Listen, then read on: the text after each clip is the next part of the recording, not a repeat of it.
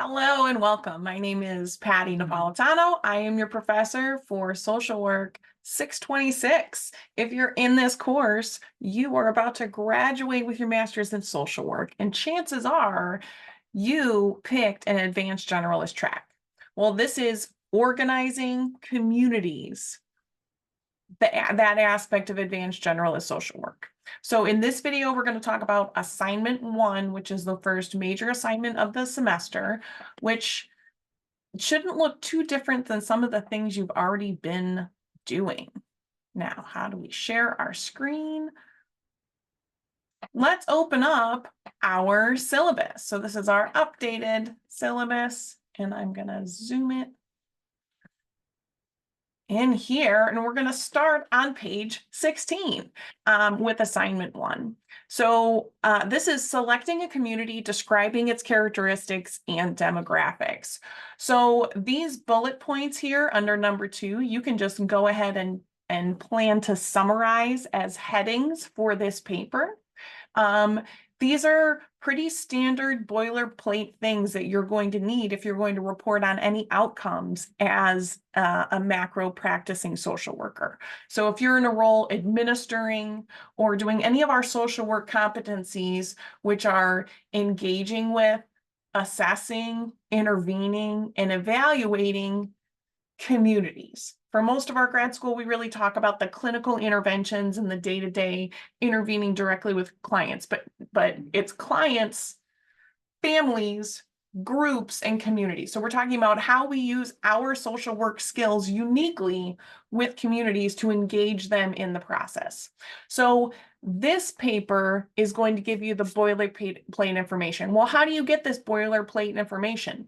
Most of it is pretty self-explanatory, right? And many of the assignments that I get look really similar. Grad school students understand how to write a paper. Here is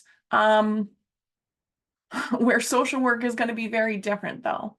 And this is where I want you to drill down throughout interviews. Now, how do you describe the major demographics of the area? How you describe it in your basic community characteristics could be found in our textbook. Here are some of the questions they would like to know. This is 3 pages of questions back to back to back from our Holman text. How big is it and what are the dimensions? Okay, that's a map. Right? What does the community look like? Well, that kind of depends on the eye of the observer. Are you engaging with a community and you're doing street outreach? Because I've seen art funding from the Cuyahoga County Arts and Culture Grant to buy cameras and pay for art therapists to come through to street outreach programs and help people who live on the streets capture the part of the communities that they see every day. So what that community looks like, this was an Ohio City community, which is a neighborhood inside of Cleveland.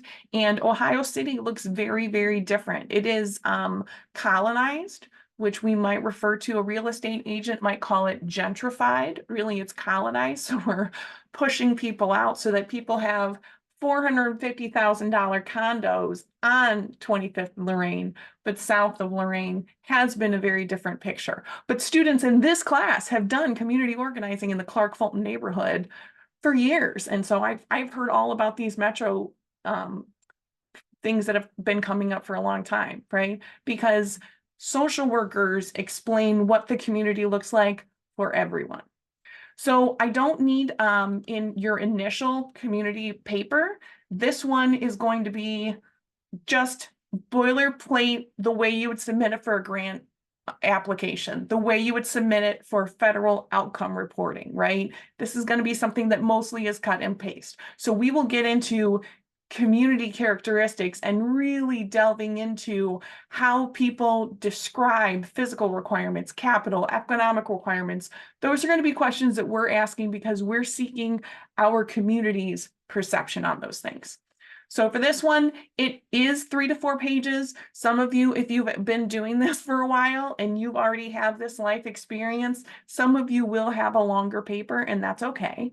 Because I don't need you to edit an existing paper down. Also, if you're taking 627 at the same time, a lot of times you're just going to be doing something like this for that and then submitting it. And for the purposes of this class, that is not plagiarism. I'm looking for something that looks passable. Because if you actually are submitting grants, it's going to be a checklist, and you will have check 1, 2, 3, 4, 5, and 6, and they either meet the standard or don't.